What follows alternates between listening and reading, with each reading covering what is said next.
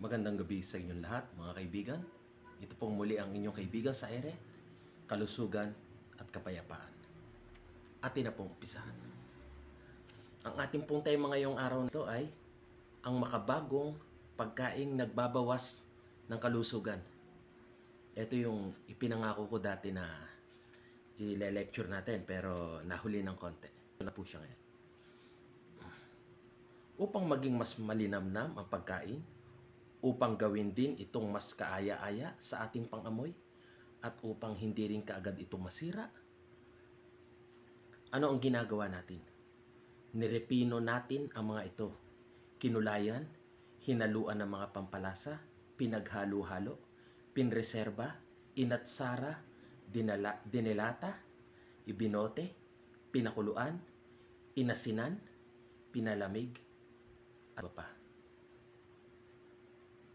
Ngunit ano naman ang naging sanhi ng paggamit ng ganitong mga paraan sa ating mithiing dihin pa ang pagkaing inihanda sa atin ng inang kalikasan? Nakagawa lamang tayo ng mga pagkaing patay, may halong kemikal at kulang pa sa sustansya at mga bitamina, o dili kaya mga pagkaing kawili-wili nga sa ating panlasa, pantingin at pangamoy, subalit napagnakawan naman ng kanilang mga kabigay-bigay buhay, mga sustansya at nakapagpapalusok ng sangkap. Alam na natin ngayon ang malungkot na katotohanang hindi natin kayang pag-ibayuhin pa o gawing mas mabuti ang paraang natural na ginawa ng kalikasan sa paghahanda ng ating mga kinakain. Kung gayon, ang pagkakaroon ng mga makabagong pagkain hindi naman nagpapalusog, bagkus sumisira pa nga ng kalusugan, ay bunga lamang ng pagpapatupad ng mga makabagong paraan sa paghahanda ng mga pagkain maaring hindi naman lubhang kailangan.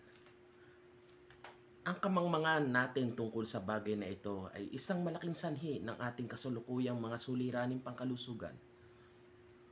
Ang mga tao ay kasalukuyang hindi natuturuan ng sapat tungkol sa wastong paraan sa pagkain at pamumuhay, at kadalasan tayo ay nagkakasakit sapagkat hindi natin inaalam ang mga sangkap ng mga pagkain binibili natin sa groceria at mga tindahan.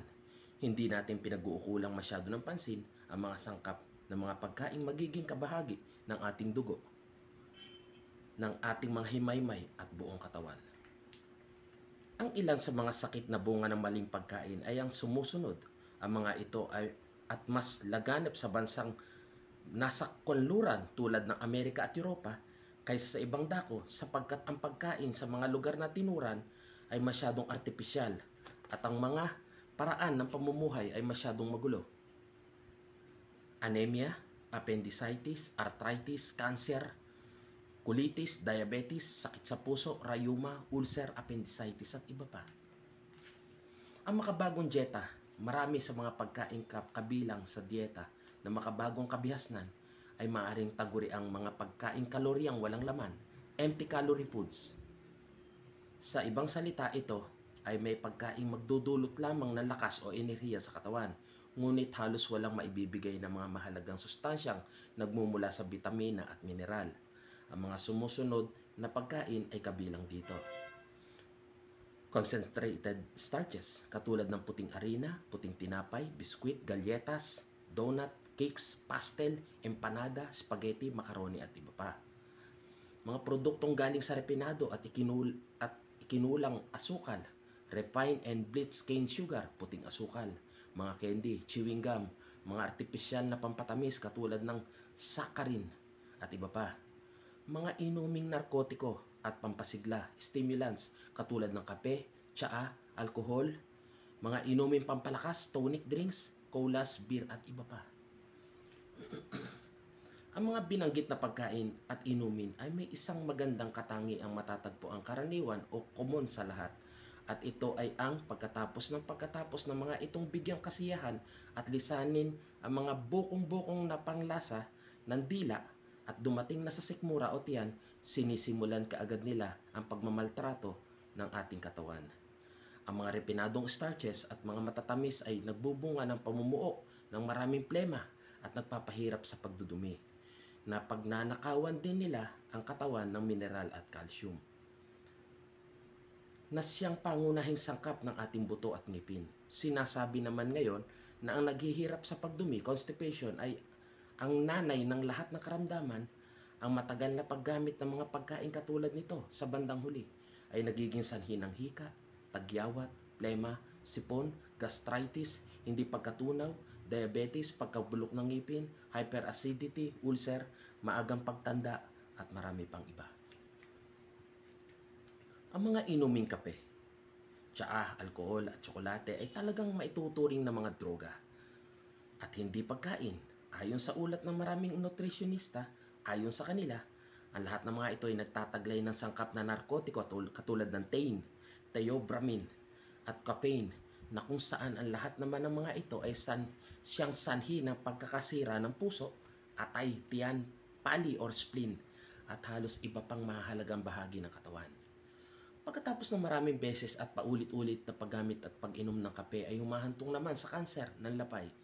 Ayon din sa nakakaalam, ang kanser ng lapay ay siyang pangunahing sakit na sumasalot sa Estados Unidos ngayon. Ito ay natuklasan ng Harvard Public Health Institute sa pamamagitan ng isang pag-aaral. Sa makatuwid, walang anumang uri ng pagbibigay lunas ang maaaring magtagumpay kung walang pagbabagong gagawin sa dieta ng pasyente. Natuklasan namin sa pamamagitan ng maraming karanasan na minsan ito lamang ang dapat na gawin upang lubos na pagalingin ang isang may sakit.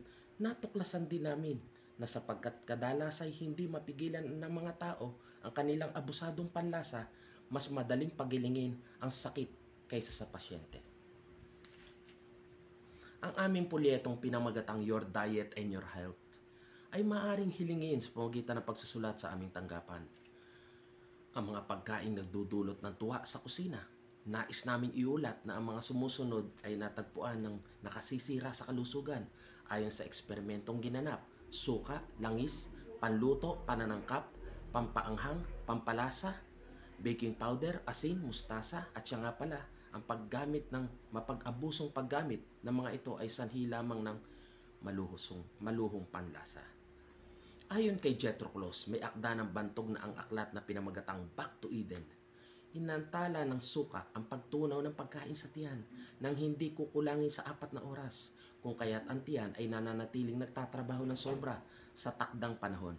Maliban pa dito, ang paggamit ng panimplang suka ay nagiging sanhi din ng pagkakaroon ng sobrang asido sa tiyan.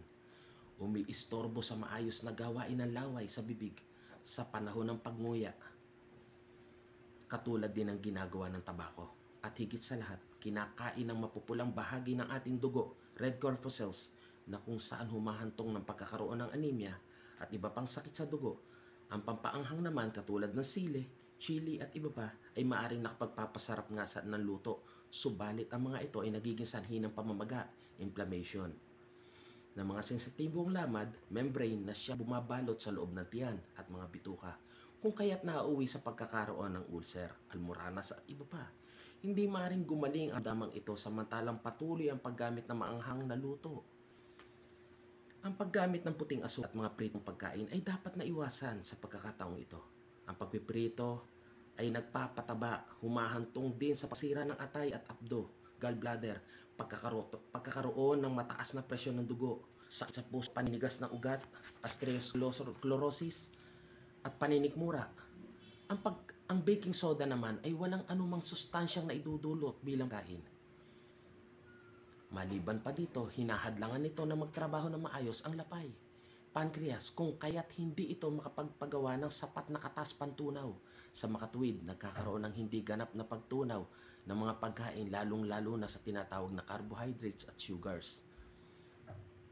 Tungkol naman sa asin, ito ay halos walang silbi sa ating katawan maliban sa pahingaan ang bato. Hindi ito magamit-gamit ng ating malusog na katawan kung kaya't itinapon sa mga bato upang patalsikin ang asin. Kaya ang kilalang sanhi ngayon ng paninigas ng mga ugat na nagiging sanhi ng mga alta presyon, sakit sa atay at bato, panghihina ng memorya, rayuma, pataba, sakit sa puso, mahinang sirkulasyon ng dugo at iba-iba pang uri ng sakit sa balat at maagang pagtanda. Gagawin po natin second part, matatapos na po ito, may second part po ito.